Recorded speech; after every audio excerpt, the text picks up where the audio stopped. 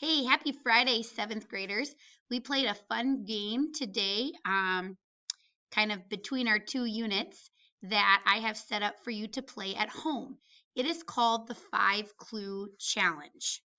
We started it, I kind of went through it with the kids yesterday after the test, and then we played a full round today. Here's how the 5 Clue Challenge works. I have 4 rounds for you to play. So you're going to click on a video. And the first video is going to be a person standing in front of a location somewhere in the world. And by those person's clues, you have to guess where in the world that they are. Now, I attached an answer sheet for you to use as you're watching the video.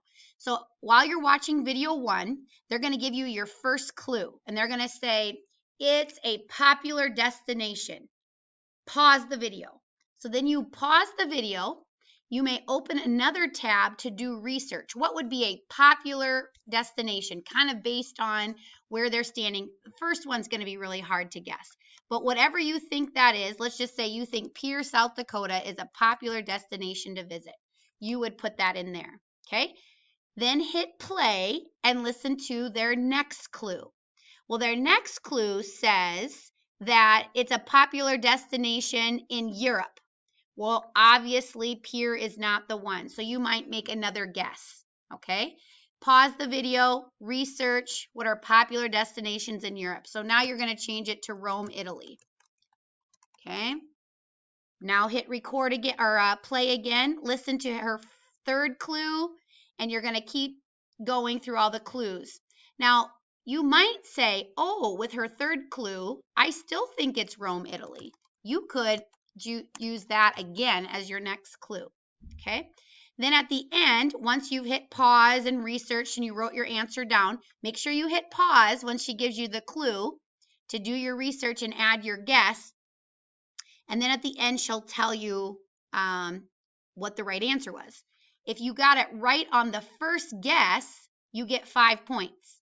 If you get it right on the second guess, you get 4 points. If you got it right on the third guess, 3.